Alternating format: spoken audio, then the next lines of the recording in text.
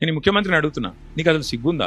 Maharashtra police వాళ్ళు వచ్చి ఇక్కడ నెలల తరబడి ఆ కంపెనీలో కూలీలుగా చేరి నెలల తరబడి పరిశోధించి చివరికి అది డ్రగ్స్ అని తెలుసుకున్న తర్వాత, నిర్ధారించుకున్న తర్వాత నీకు ఖబర్ లేకుండా, నీ పోలీసు వాళ్ళకి ఖబర్ లేకుండా నీ ఇంటెలిజెన్స్ వ్యవస్థ కుప్పగూలిపోయి వాళ్ళు వచ్చి దాడి చేసి, మహారాష్ట్ర పోలీసు వాళ్ళు వచ్చి హైదరాబాద్లోని చెర్లపల్లిలో దాడి చేసి 12,000 కోట్ల డ్రగ్స్ పట్టుకున్నారు. నేను ముఖ్యమంత్రిని అడుగుతున్నా, నీకేమైనా ముడుపులు ముట్టినాయి? ఇలా 12,000 కోట్లు 21 నెలల నుంచి ఏం చేస్తున్నావు? నీ ఈగల్ ఏం చేస్తుంది? నీ హైడ్రా ఏం చేస్తుంది?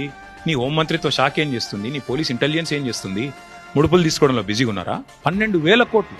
ఇది భారతదేశంలోనే రెండవ అతిపెద్ద డ్రగ్స్ ఇప్పటిదాకా దొరికింది. ఇదివరకు ఒకసారి గుజరాత్ లో దొరికింది 21,000 కోట్లు, ఇప్పుడు రెండోసారి 12,000 కోట్లు. సిగ్గుపడాల్సిన విషయం ఏంటంటే మన పోలీసులకు ఖబర్ కూడా లేదు.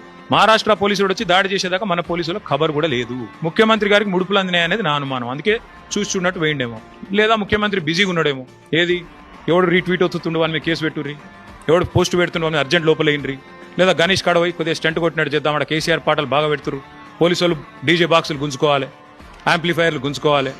గదే పని ఏమున్నది ఇవాళ పోలీసులకు రాష్ట్రంలో పని? పాపం పోలీసుల బండ్లలో డీజిల్ దిక్కులేదు. మేము మమ్మల్ని అరెస్ట్ చేస్తుంటే హరీష్ రావు గారు అడిగింది, ఏమైనా టీఏ వచ్చిందని అడిగారు. పాపం ఆయన నవ్వుతుండు పోలీసు ఆయన.